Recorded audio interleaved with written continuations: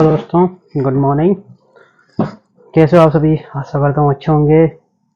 आज देखते हैं हम क्वेश्चन नंबर 6। क्वेश्चन नंबर 1 से 5 तो हमने इससे पहले वाले वीडियो में कर लिए थे। आज हम इस प्रश्नावली 12.1 को पूरा करेंगे। क्वेश्चन नंबर 6, दवा का एक कैप्सूल एक बेलन के आकार का है। जैसे आपको दिख रहा है, कैप्सूल एक बेलन के आकार का है, जिसके दोनों सिरों पर, इसके सिरों पर क्या लगे?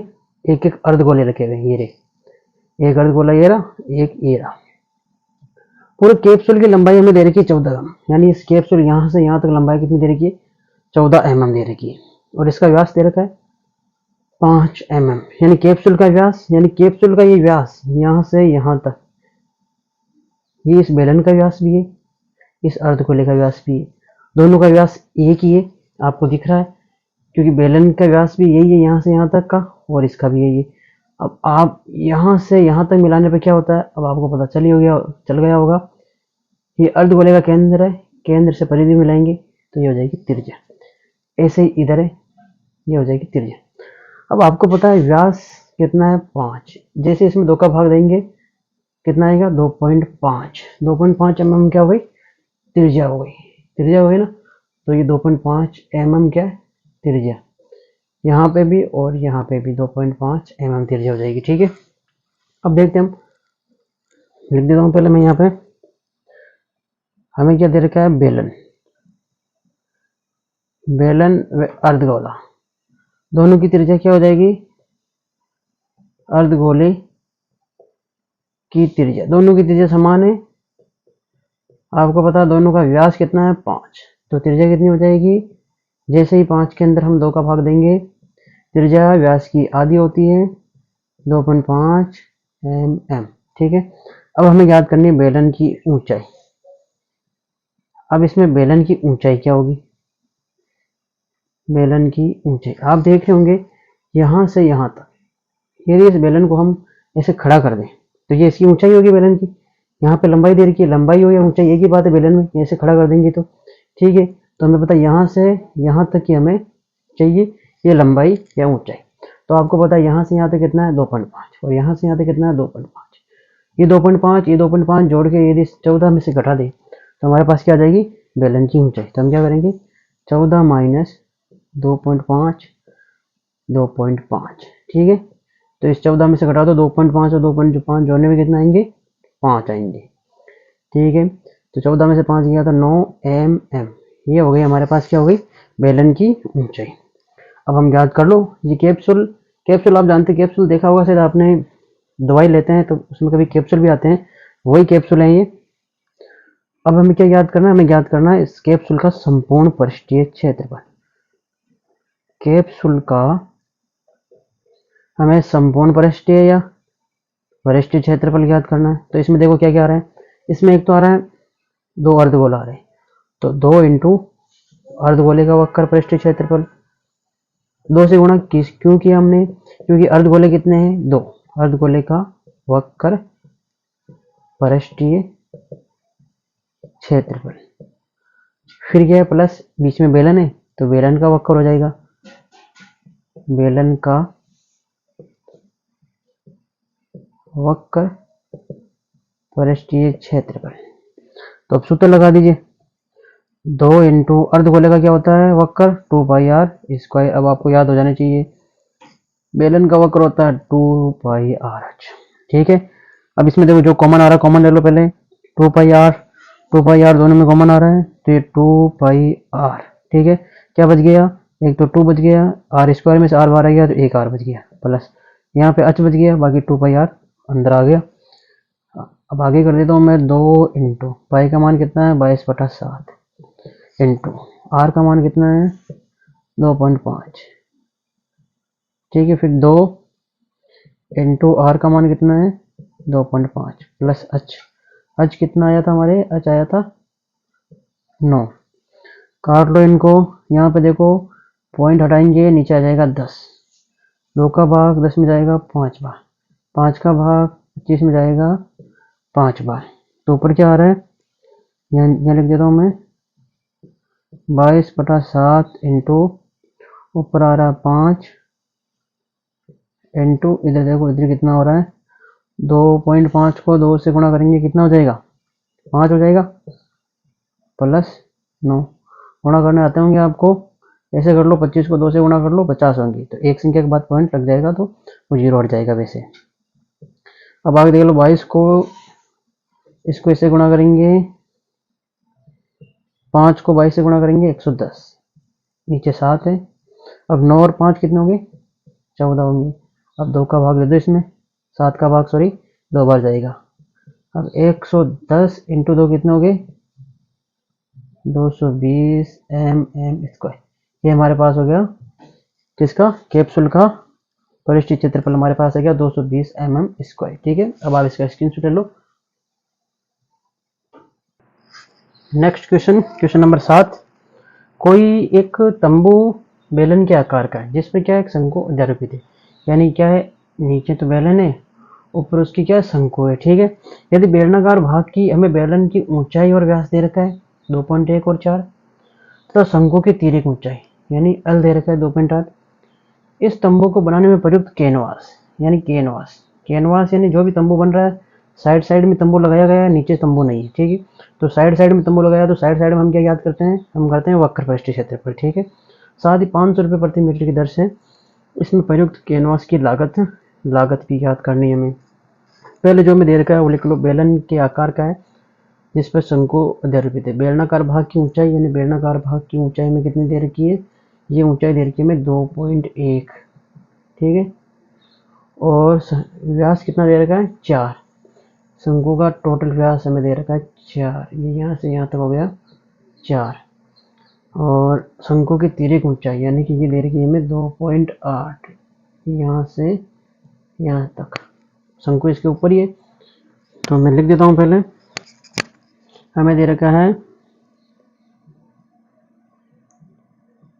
बेलन की त्रिज्या कितनी हो जाएगी, बेलन की त्रिज्या कितनी हो जाएगी, बेलन की त्रिज्या हो जाएगी, व्यास 4 है, 2 का भाग दे दो 2 मीटर। उसी प्रकार बेलन की ऊंचाई कितनी हो जाएगी, 2.1 मीटर। अब देखते हैं हम ऊपर क्या है, शंकु। ठीक है, शंकु की त्रिज्या कितनी हो जाएगी, अब आपको दिख रहा होगा ये यहाँ से यहाँ तक व्यास है, तो यही व्यास यहाँ ऊपर है, तो शंकु का व्यास भी 4 हो जाएगा। तो शंकु की त्रिज्या और बेलन की त्रिज्या दोनों समान है, इसलिए मैं दोनों को r लिख रहा हूँ। 4 में 2 का भाग देंगे 2, और हमें शंकु की तिर्यक ऊंचाई कितनी दे रखी है, 2.8 मीटर। ये हो गया हमारा, सारे मान हो गए। अब मान याद कर लेते हैं। हमें क्या याद करना, तंबू में प्रयुक्त कैनवास, तो कैनवास साइड साइड में लगा हुआ है।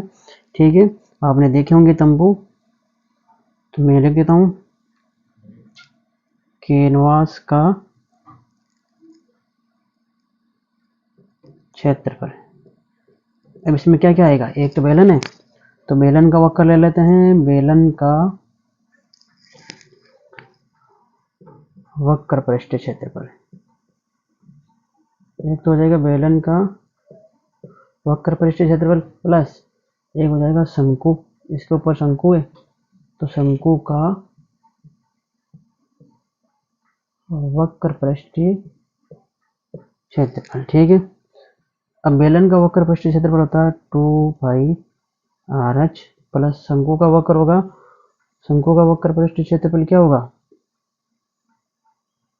πr(l).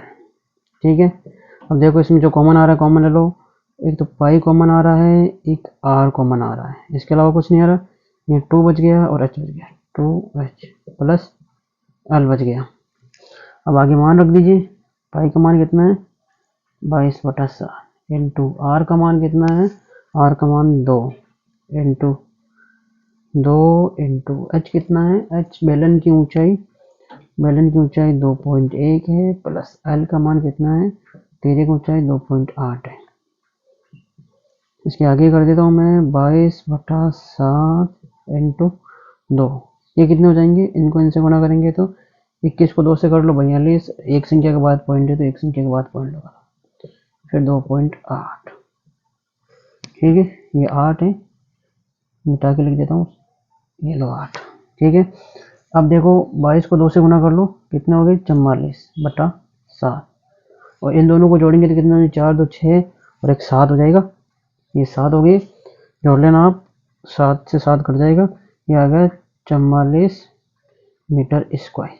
ये अपना अभी आंसर नहीं है, ये क्या है, कैनवास का क्षेत्रफल, यानी कि जो भी इसमें कैनवास पर होती है उसका क्षेत्रफल हमारे पास आ चुका है। अब साथ ही 500 रुपये क्या, 500 रुपये प्रति मीटर स्क्वायर की दर से इसमें प्रयुक्त कैनवास की लागत ज्ञात करनी, यानी 500 रुपये प्रति मीटर स्क्वायर की दर से। हमारे पास 44 मीटर स्क्वायर है, तो कुल लागत कितनी हो जाएगी, मैं ये लिख देता हूँ, कुल लागत, ये 500 क्या है, ये 1 मीटर स्क्वायर की लागत है, तो 44 की कितनी हो जाएगी, 44 को 500 से गुणा कर लो, ये आ जाएंगे 22,000, ये मीटर स्क्वायर नहीं, ये 22,000 क्या हो गए, रुपये। ठीक है, स्क्रीनशॉट ले लो इसका। नेक्स्ट क्वेश्चन नंबर 8, ऊंचाई 2.4 और व्यास 1.4 दे रखा है, एक ठोस बेलन, यहाँ पे ध्यान देने की बात है, ठोस बेलन, इतने देर हम जो भी पढ़ रहे थे वो सब क्या थे, खोखले बेलन थे, जब ठोस दिया हुआ है इसका मतलब ये सारा का सारा बेलन एक ठोस बेलन है। ठीक है, में उसी ऊंचाई और उसी व्यास वाला एक शंकु, यानी इसी ऊंचाई और इसी व्यास वाला एक शंकुआकार यानी शंकु का खोल काट लिया जाता है, और शेष बचे ठोस का निकटतम वर्ग सेंटीमीटर तक पृष्ठीय क्षेत्रफल हमें ज्ञात करना है। तो आपके सामने बेलन पहले से बनाया हुआ है, यहाँ पे ये बेलन है, इसमें से क्या एक शंकुआकार यानी शंकु काट लिया है यहाँ से यहाँ तक इतना। ठीक है, फिर इसका बचे हुए भाग का हमें क्या करना है, संपूर्ण पृष्ठीय क्षेत्रफल ज्ञात करना है। तो आपको पता है, लिख लेता हूँ, इसकी ऊंचाई कितनी दे रखी है, ऊंचाई दे रखी है 2.4। ठीक है, इसकी ऊंचाई 2.4, तो इस शंकु की ऊंचाई भी वही होगी, इसमें बोला गया उसी व्यास और उसी ऊंचाई वाला। इसका व्यास कितना दे रखा है, 1.4 सेंटीमीटर। ठीक है, इसका व्यास दे रखा है 1.4 सेंटीमीटर, तो शंकु का व्यास भी यही होगा और शंकु की त्रिज्या भी यही हो जाएगी। तो अब देखते हैं हम, जो भी दे रखा है पहले लिख देते हैं, पहले लिखते हैं हम बेलन के बारे में। हमें क्या दे रखा है, बेलन की त्रिज्या, बेलन की त्रिज्या कितनी है, तो व्यास 1.4 है, इसमें 2 का भाग दे दो, ऐसे नहीं आ रहा तो ऐसे कर लो, 2 का भाग जाएगा, 14 में 2 का दे लो 7 बार, एक संख्या के बाद पॉइंट है तो एक संख्या के बाद पॉइंट। ठीक है, ये सेंटीमीटर में। और बेलन की ऊंचाई h कितनी है, 2.4 सेंटीमीटर। इसी प्रकार शंकु की त्रिज्या, शंकु की त्रिज्या भी सेम ही है 0.7 सेंटीमीटर, और इसकी ऊंचाई भी 2.4 सेंटीमीटर। अब हमें इसमें क्या क्या चाहिए, आपको पता है ये शंकुआकार भाग बीच में से काटा गया, तो इसका संपूर्ण पृष्ठीय क्षेत्रफल में क्या क्या चाहिए हमें, एक तो चाहिए बेलन का वक्र। ठीक है, फिर अंदर से ये वाला भाग काटा है हमने, ये वाला भाग काटा है, तो अंदर भी एक शंकु बन रहा है, तो उसके चारों ओर का वक्र, तो बेलन का वक्र हो गया, एक शंकु का वक्र हो गया, और इस बार एक ठोस बेलन है, तो ऊपर वाला भाग तो हमने काट दिया, ये नीचे वाला भाग भी बचेगा। ठीक है, ये बेलन के वक्र में नहीं आता, संपूर्ण में आता है, तो ये नीचे वाला भाग एक वर्त है, ये हम जोड़ देंगे। तो लिख देता हूँ मैं, शेष बचे ठोस का, शेष बचे ठोस का पृष्ठीय क्षेत्रफल। तो इसमें क्या क्या आ जाएगा, इसमें आ जाएगा, एक तो आ जाएगा बेलन का वक्र, बेलन का वक्र आ जाएगा, बेलन का वक्र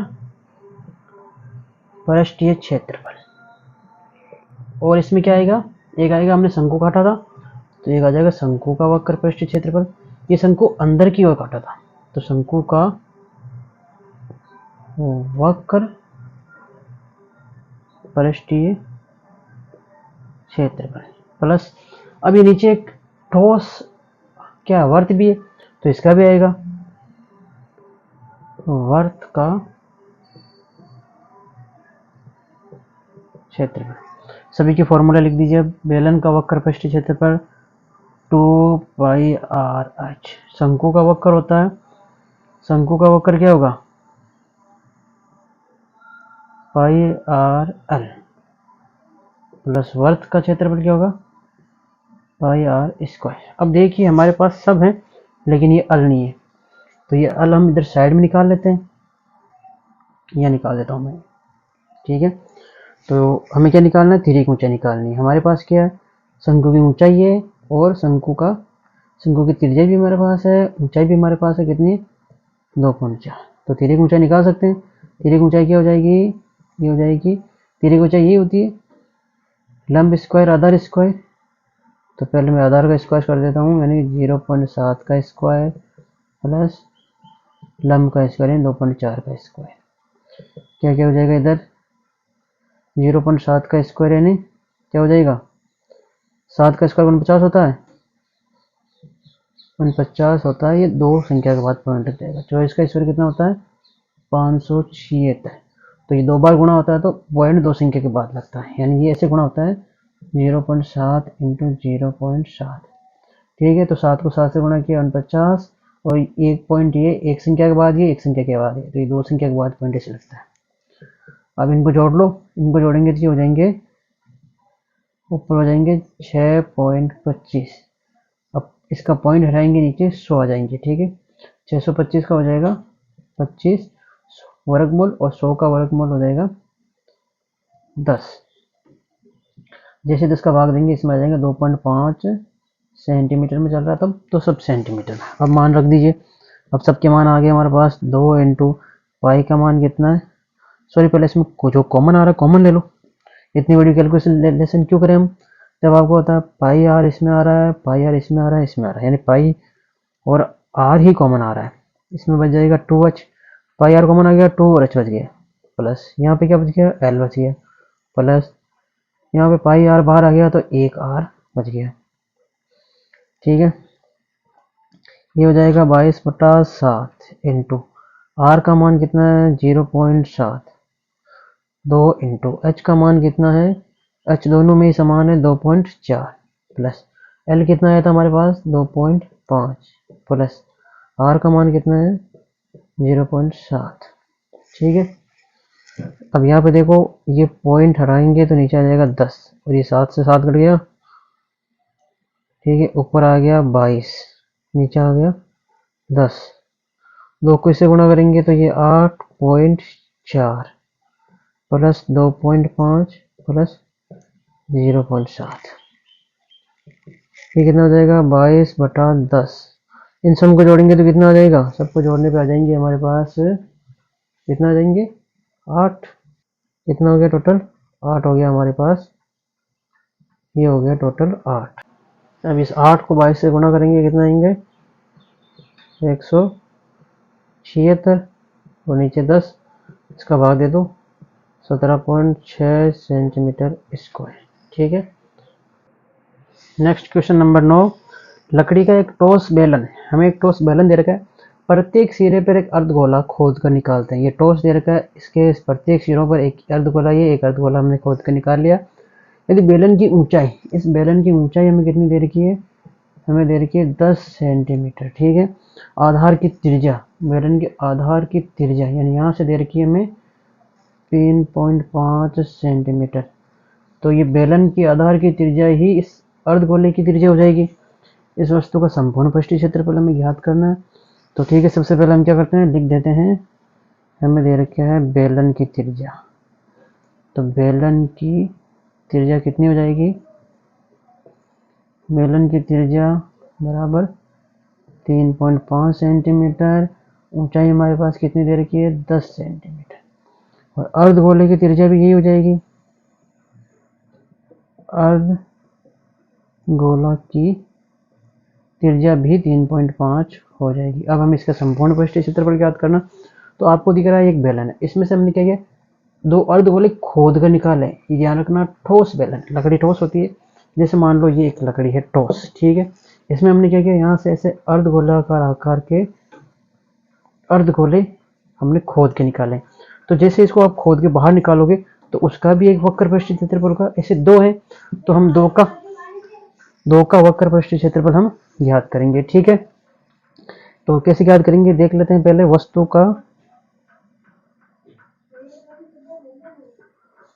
का संपूर्ण पृष्ठीय क्षेत्रफल, ठीक है। तो इसमें हमें क्या दे रखा है, एक तो बेलन दे रखा है, तो सबसे पहले एक तो हो जाएगा बेलन का वक्र, बेलन का वक्र पृष्ठीय क्षेत्रफल। फिर ये ऊपर नीचे दो अर्धगोले हैं तो 2 इंटू अर्धगोले का वक्र पृष्ठीय क्षेत्रफल, यानी इसमें दो अर्धगोले काटे थे हमने, इनका वक्र पृष्ठीय भी इनमें जुड़ेगा। तो बेलन का वक्र होता है 2πr इंटू 2 इंटू अर्धगोलों का क्या होगा 2πr²। ठीक है, इसमें से कॉमन ले लो, ये सामने बहुत बार किया है 2πr, ये 2πr कॉमन आ जाएगा, h बच जाएगा, ये 2 बच गया, r² में से r बाहर आ गया तो एक r बच गया। ठीक है, 2 इंटू पाई का मान 22/7 रख देते हैं। त्रिज्या में कितनी दे रखी है 3.5, r हमें कितना दे रखा है h 10 है, 2 इंटू ये 3.5। ठीक है, यहाँ तक। अब देखते हैं हम इस पॉइंट को हटाएंगे, नीचे कितना आ जाएगा 10, 2 का भाग दे दो इसमें 5 बार, 5 का इसमें एक बार, इसमें जाएगा 7 बार, तो 7 से 7 कट जाएगा। ठीक है, ये कितने बच गए, ऊपर बच गए 22, नीचे बच गए 10 प्लस इसको गुना करेंगे तो 3.5 का दुगुना कितना हो जाएगा 7, ये हो जाएगा 7।